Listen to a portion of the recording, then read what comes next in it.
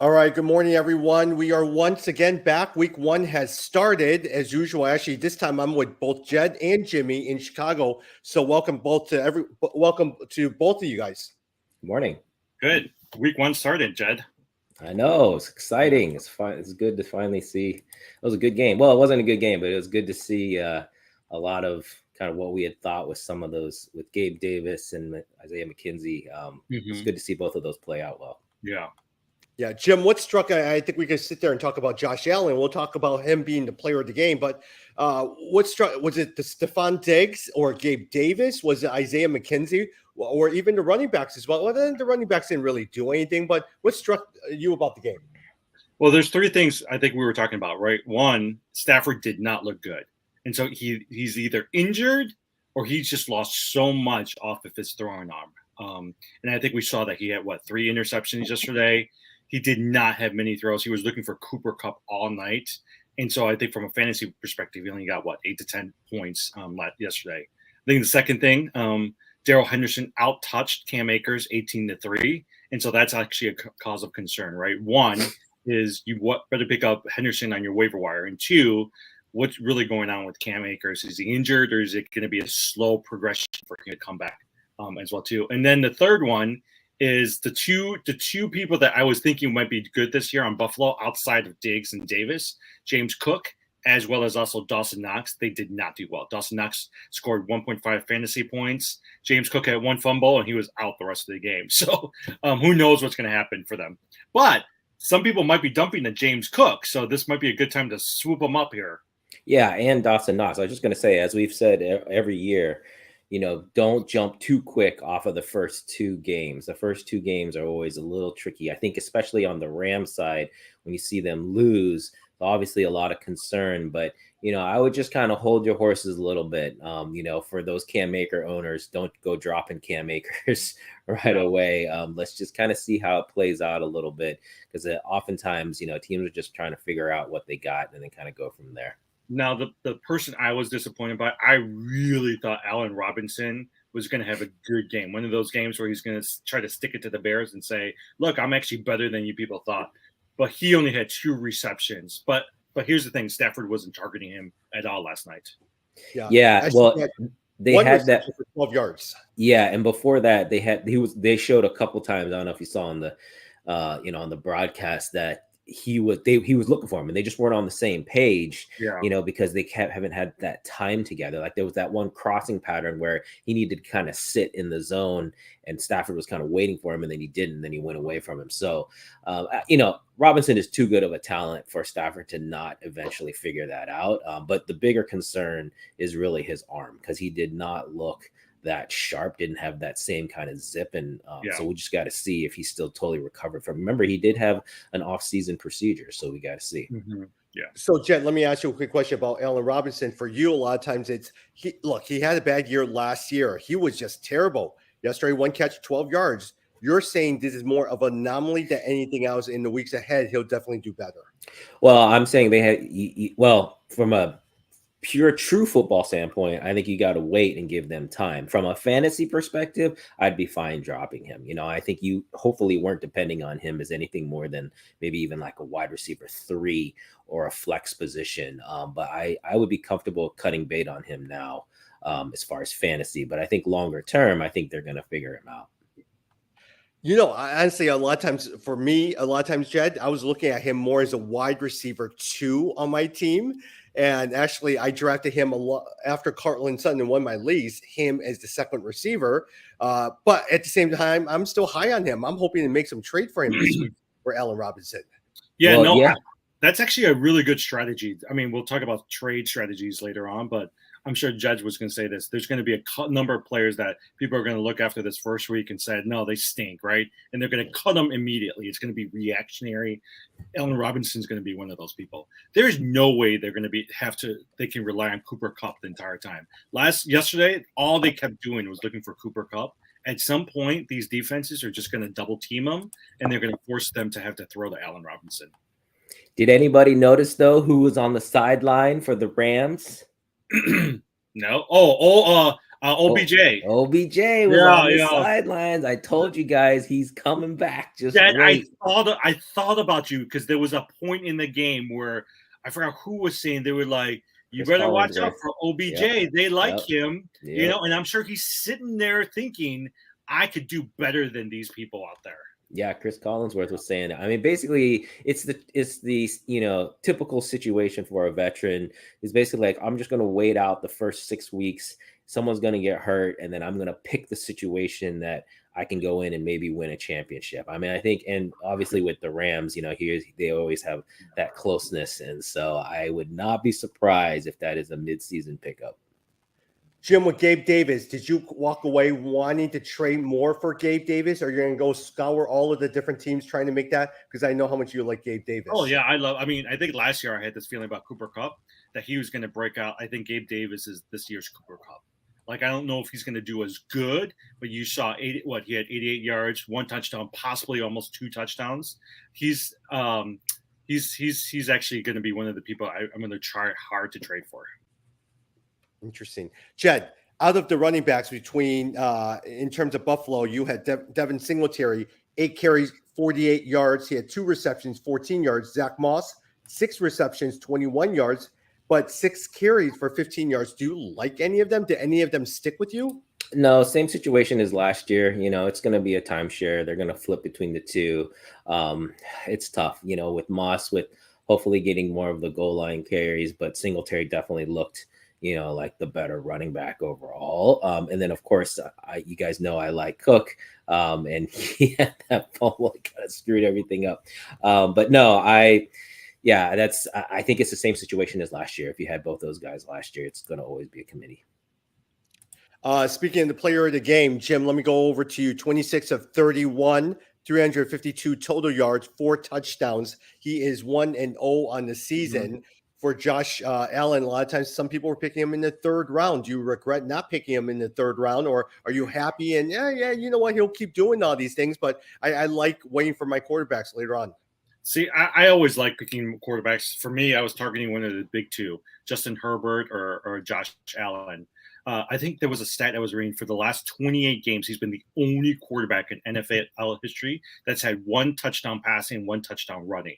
That's actually a really good stat, you know? And so that what you saw yesterday was he's able to do it on the ground, and he's able to do it with his arm. The only thing is they had a couple of bad mistakes where he threw those 2 interceptions, but otherwise, I mean, he would have scored so much more from a fantasy standpoint. Did you guys see his stiff arm? For those of you who didn't watch the game, they were just showing that. Look up Josh Allen's stiff arm. He had it was a Derrick Henry-esque stiff arm on a sweep run. It looked great, and so go take a look at it. I mean, think about it, guys. Like he's got Stephon Diggs, Gabriel Davis, Isaiah McKenzie, Dawson Knox, right? All they need is a couple of good running backs, but they can figure out how to do it with Singletary and Moss and Cook. But he's got a pretty good team. His line, they kept saying his line is relatively weak, and so his line needs to do a better job protecting him. Otherwise, he's going to be forced to run all the time, and that's not always a good thing for the quarterback. Any final thoughts as we wrap up over with this game, and then we're going to go into week 1? Any thoughts? Who would you guys play next week, Cam Akers or Henderson? Oh, I would actually. I mean, I think a lot of times Henderson would still be well, but I'm actually going to go and trade for Cam Akers across the league, because for all those guys who are worried about Cam Akers, I'm going to go start picking him up. Yeah, it's not a bad move. I mean, it's definitely either got to be some rust or something just coming back from the injury, because that was just a really lopsided, carry split. Yeah. All right. Hey, let's go over to week 1 real fast. Out of all of the games, I'd love to get some of your thoughts on some. We're not going to have time to go through all of the games, but let's start with some of those key games that we're looking at. Jed, I'm going to start with you in terms of Chicago Bears against the San Francisco 49ers. Which of those are you looking at? Which matchups are you excited about over in that game? Well, I love this one. It's the rookie quarterbacks, or the sophomore quarterbacks, right? You got Trey Lance against Justin Fields. If you look at the line, San Francisco is coming into Chicago, but they're actually they're 7-point favorites. If I was a betting man, I actually would consider taking the Bears here. I think it's going to be closer than that. I think Trey Lance still has something to prove and to show. And I think Justin Fields is going to end up, hopefully playing a little bit better than people are expecting. But we'll see.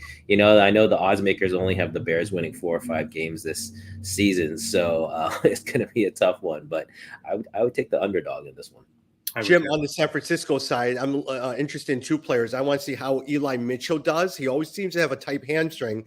George Kittles has been injured a lot of times with the hamstring as well too, and came up limp during practice. I want to see that. Oh, and the third one, how they use Deebo Samuel, knowing that he's only going to be seen as a wide receiver, right, or running back. Is he seen? A wide receiver is wide receiver. Yeah.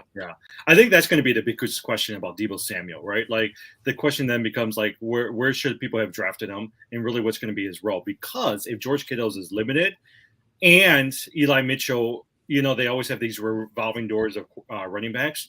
They're going to have to lean heavily on Deebo Samuel. The person who I think is going to break out this year, though, is Ayuk. I actually think that Ayuk's he's going to be that third-year receiver that's going to take the next level, and you're going to see some pretty good fantasy production from them. Jed, what are you expecting out of David Montgomery as well as Darnell Mooney for this week?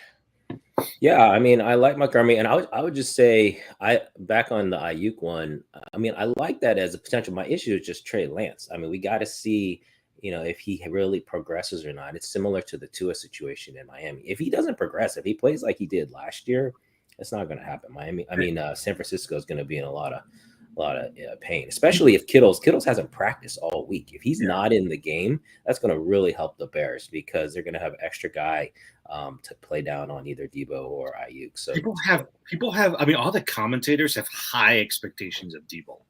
Not Deebo for Trey Lance. If you look at the rankings and the expected points, Trey Lance is pretty high up there, more than Aaron Rodgers, more than Justin Fields. He's pretty high up there in terms of his anticipated fantasy production this year. Jed, honestly, going back with Kittle, I know you like a Mark Andrews.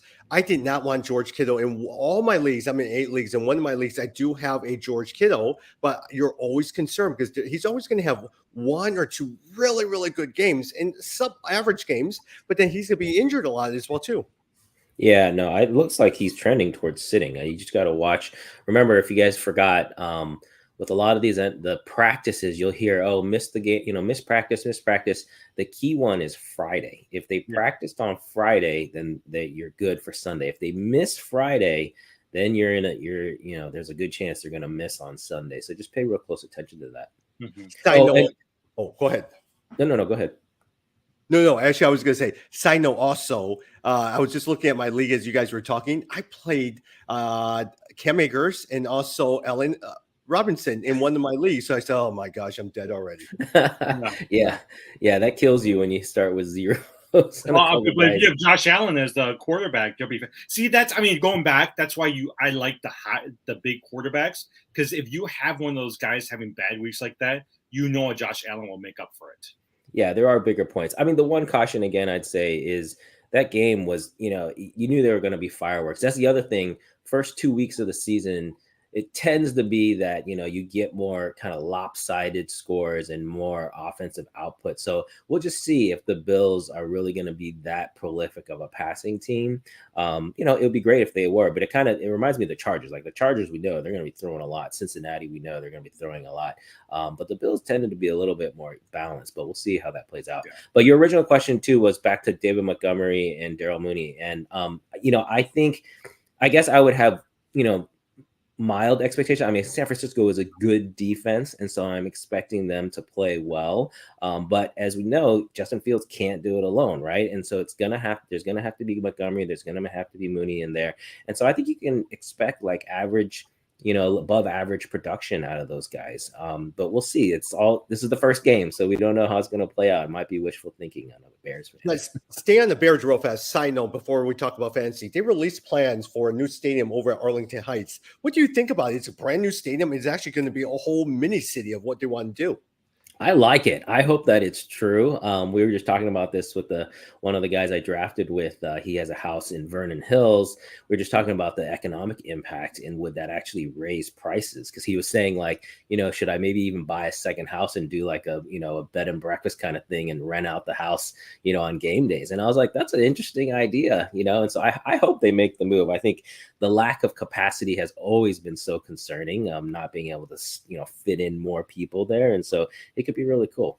Did you see? So the Arlington Heights board yesterday approved of the plans for the Bears to move forward starting plans and to start negotiating. And they were getting criticized because they were saying these guys are just letting the Bears do anything they want. But then, because I mean, honestly, you know how much economic development is going to happen there? The Bears have already said they don't want to go after public financing. They want to do this primarily through their own network as well as also investors because they think that it's going to really be a game changer for them. And it's a good spot. If you guys, Arlington Heights had the racetrack there, and so they know in its heyday, they know they can handle that and the impact that it has. So it's the perfect location. I personally, I was sad about the Arlington racetrack. I went there before a couple times, had a great time. Yep. So. Yeah. Hey, but if I'm in the mayor of Arlington Heights, I am putting that as a feather in my cap that I brought economic development during my watch. That's yeah. But okay, so fantasy. Okay, so one thing that I did read. I don't know if have you guys been reading about the new turf that they put on or the new grass that they put on Soldier Field? The coach did say, this is from the offensive coordinator. I was reading about it. He says that's going to be an advantage for our receivers and our running back because they'll be even that much faster because it's supposed to be a bigger improvement than what they've had in the last few years. Interesting. Yeah. So I don't know, watching the turf. Jim, let's go to this next game. It's not a fancy matchup, but I'm interested in the matchups here. Indianapolis Colts against the Houston Texans. More so, I want to see how Matt Ryan does. Look, everyone wants to see how Jonathan Taylor does he build off against from what he did last year, which was phenomenal. Who is your second receiver over at the Indianapolis Colts? How is Matt Ryan? How does he look on the Houston Texans side? What does a Lovie Smith offense look like? It's going to be the same boring, plotting offense where they give it over to Pierce the entire time, or who's their second receiver? Is it Miko Collins or what? What are you looking at, Jim? Yeah, no, I'm actually I hope that it's going to be the same old Lovie Smith offense, right? Because then Dameon Pierce is going to skyrocket. I do think that you're going to see some really good games from Dameon Pierce. I'm expecting over 100 yards. I'm expecting at least 2 touchdowns from him. I think you're going to see Nico Collins emerge as that second wide receiver that eventually will become the number 1 receiver for Houston. Yeah, I agree on this one. I think people are thinking Houston doesn't have a quarterback at all, with Deshaun Watson gone. Indianapolis is a 7-point favorite. This is a 7.5-point favorite. This is another one of the biggest spreads, but I would like to take the underdog on this one as well. I think you feed Pierce, you slow the game down, you get it a little bit more low scoring, and I think they can beat that spread. Yeah. Every single year there's a player I love. Last year was Antonio Gibson. Picked him across the board. This year has been Pierce. I'm going to pick him across the board. I'm trying to make trades. I see that Jimmy has Pierce on one team. I have Gabe Davis on another team. I'm going to be starting to make trades here. I have Kyle Pitts. I know Jimmy likes Kyle Pitts. He has Pierce. I'm going to try to make everywhere a goal. I love Dameon Pierce. I think he's a good just because of the offense that he plays in with Lovie Smith. Yeah. That's interesting. Pierce for Kyle Pitts. That's a tough one. I think I'd take Pitts on that one. Hey, look, he is my Anthony Thomas. All right. He is Anthony Thomas all day. Jed, I'm going to go over to New England Patriots against the Miami Dolphins. Less more of the Patriots, but more of the Miami Dolphins. Wouldn't you say, Jed?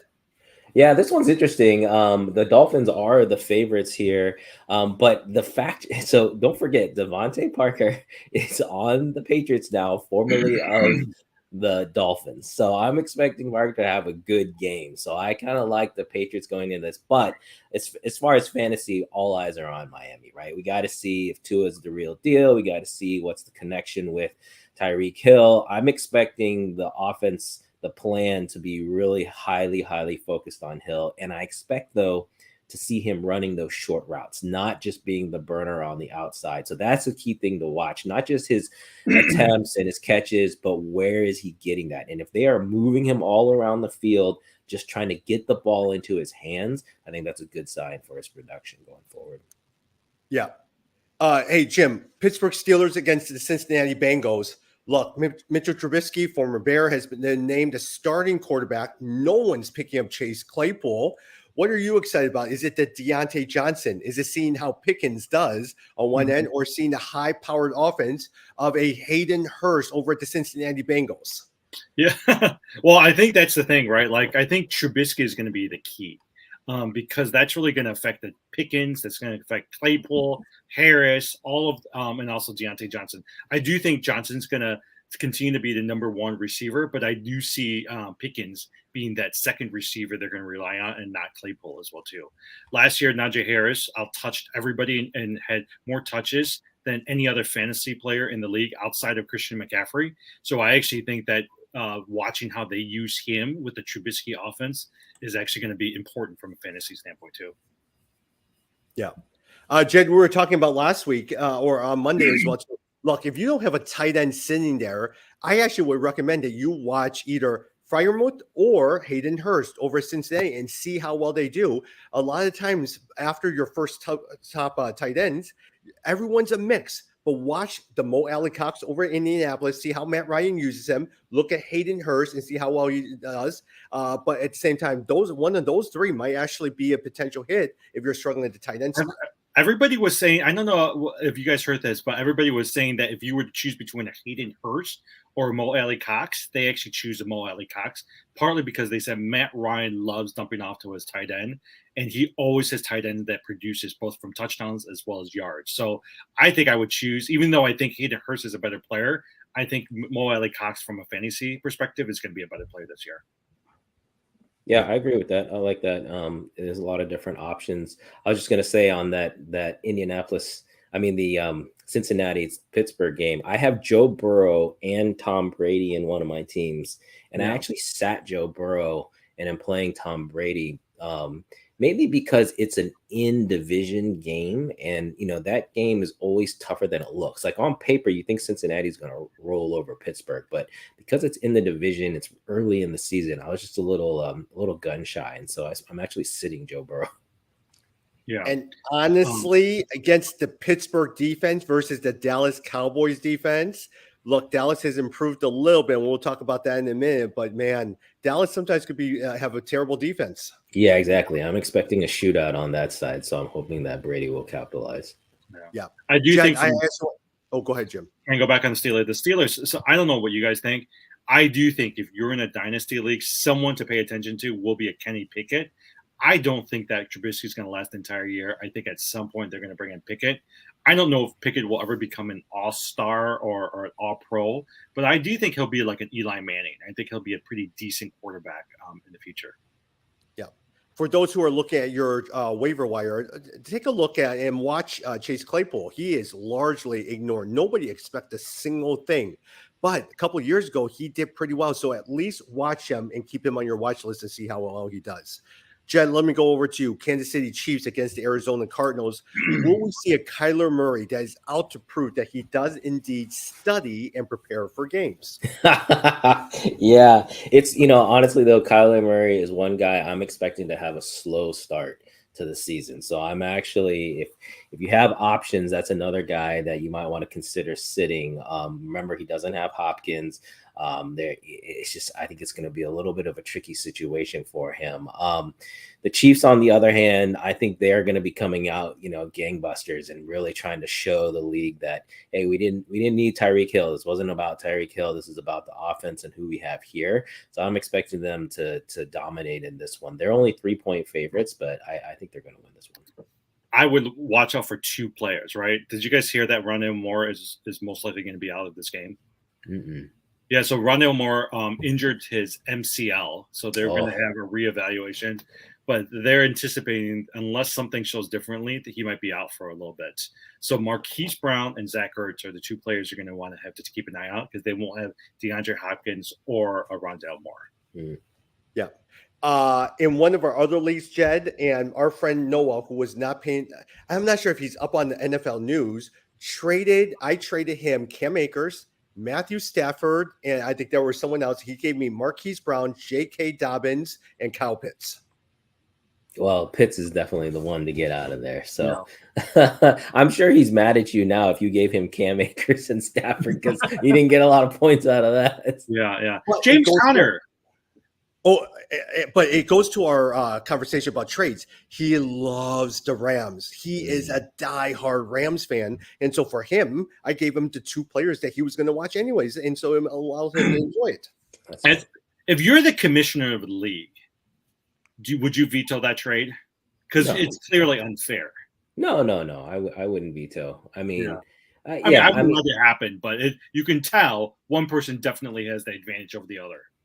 Yeah, on paper. But remember, I go back to our league where, Charlene had that trade that we thought was not great. It was Jamar Chase for Patrick Mahomes. Yeah. And really that's worked out for her. So, and I would have potentially vetoed that one. So, Jed, speaking about that girl, I was looking at her lineup. She has Gabe Davis, Cortland Sutton, Jamar Chase, Justin Jefferson. She's set for life over at the wide receiver position. Yeah, no, it's for her. It's always been about running back. She's got to hit on a couple of those running backs. I think she's got ETN, right? Her. So she needs ETN to do well. If that happens, then she's going to win. But that's going to be her weak point is the running back.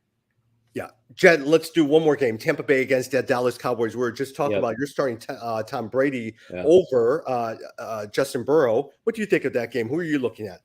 Yeah, I expect so Tampa's the favorite, although the line has moved actually in favor of the Cowboys. Started at 2.5 for Tampa, is now down to 1.5. But I expect Tampa to win this game. I think Dallas is still working out the kinks. There is a little bit of a question mark on Dak Prescott, so I'm hoping that's just not anything serious. But you know what it is? What is it? His cleats. I'm watching ESPN right now. They said he's been trying these new cleats out. And he doesn't like them, so that's the issue. Interesting. Yeah, so I mean, I think there's a lot. So on the Dallas side, we really want to see, okay, Zeke Elliott, like, is this the Zeke Elliott of old? Is it the Zeke Elliott that we all think, which was he was drafted really in the third round, second, third round, sometimes even fourth rounds. Tony Pollard, how much action does he get as the number 2 running back? Is he really always in on third down, passing third downs? Is he, integrated more into the passing offense? There were reports during preseason that he was actually running out of the slot, which would be very interesting if that's true. CeeDee Lamb, of course, I think we're all expecting he'll be the true number 1. He'll play well. There'll be good rapport with Dak Prescott. But I think Michael Gallup is still out. So he's going to be out week 1. Yeah, so he's still out week 1, which means also Dalton Schultz. Expecting him to do pretty well, as the tight end in Dallas. So on the Dallas side, I think there's a lot of points to be had. And on the Buccaneers side, Chris Godwin is completely in, right? So you got Godwin, you got Fournette, you got Evans. I think who's Julio Jones. He's like I am watching Julio Jones. Yeah, Julio Jones. So yeah, I think Tom Brady is going to be Tom Brady. I think that those guys are going to be fine. And I expect a really good year from Fournette. You know what we should do is we should place bets on Tom Brady's marriage lasting the season, because that's I think going to be the issue. Yeah. Hey, I'm telling you, Julio Jones, if there is all reports saying that he has a great connection with Tom Brady, I want to see how well Julio Jones is, because 2 years ago, you were still drafting him pretty high. Last year was not, but man, I'm excited to see how Julio Jones does. Oh yeah, he's sitting on a lot of waiver wires, and the reports they're saying is that he's looking like he's back to his old self. So if that is true, that's really, but you know what, actually that's going to potentially eat into, because then it'll be 3 mouths to feed with Evans, Goodwin, and him. So we'll have to just see how it goes. Well, and you got to think, right? I don't know who recruited Julio Jones, if Tom Brady was the one who made the phone call. It was Brady. Was it Brady? They always say Brady makes a phone call. He always wants to make sure that he takes care of free agents, right? Gronkowski, Fournette, Jones. So you're right that he might need it. I actually think between Evans and Godwin, it'll affect Evans more than Godwin. Yeah. Are you guys even looking at Cameron Brate? No. Not me. No, I think maybe Kyle Rudolph might be the better tight end option, but no, I'm not looking at Cameron Brate. Got it. Got it. Got it. All right. Hey, let me ask you guys a quick question as we begin to wrap up our time here. Actually, let's go over to trade. If you guys, I mean, pretty much, I'd love to get your thoughts in terms of your trade strategy. For some of us, I love trading. It is part of the game. It is something that really gets all the juices flowing, all that stuff. Some people get mad by trades. Some people don't respond to trades. I'd love to hear a little bit. I'm going to start off with you, Jim.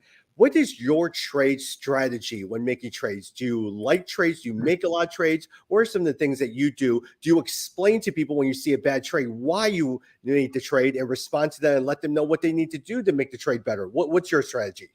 I actually, you know what? I like to have fair trades, right? Like, so if you're sending me a trade that's 5 players for 1 player, I already know it's 5 crappy players for one of my really good ones. So I usually don't like to make that trade unless I need those players. I think the second is there's usually a couple players that I'm targeting, right? Like right now, Gabe Davis, for instance, is a player I really like. Russell Wilson is somebody I really would like. And so I'm really working hard to try to find those players. So I really look at what my opponents need. You know, do they need running back or a wide receiver? Do they need a quarterback? And then I'll try to pitch something to them that they need for a player that I want as well, too. And you want JJ Smith-Schuster, too. Yeah, I like Juju Smith. I think he'll be really good. But Darnell Mooney I've drafted. I've been wanting to get rid of him. David Montgomery I've been trying. So there's also players on my team that I would like to get rid of. I also am the type for if I were to choose between a Julio Jones or let's say a Chris Olave, the rookie, I'd rather go for the rookie than the old veteran. Sometimes that works, sometimes it doesn't. Well, especially in our keeper league, that makes a lot of sense because, you know, if you hit, it pays out for more times. I mean, I agree as far as I always like trades that are win-win. But the one thing I would say is I like to trade from bench strength to bench strength because I'm always looking at starters. Like it's really, you know, people who are trying to trade me for someone that's just going to end up sitting on my bench. That doesn't make any sense, even if it's a really good player. So if you look at my team, generally speaking, the flex position is where you can tell what I think is weak. And so then that, you know, if you figure that out, then you can kind of, you know, make the appropriate you know, suggestion or trade suggestion. The other thing, though, is interesting what you're saying about, you know, 2-for-1s or 3-for-1 trades.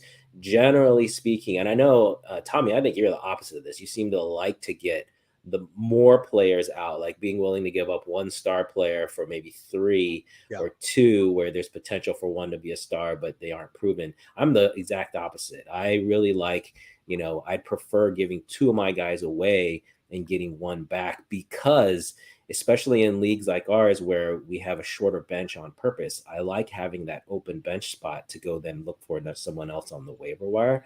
And so I personally rather do it that way.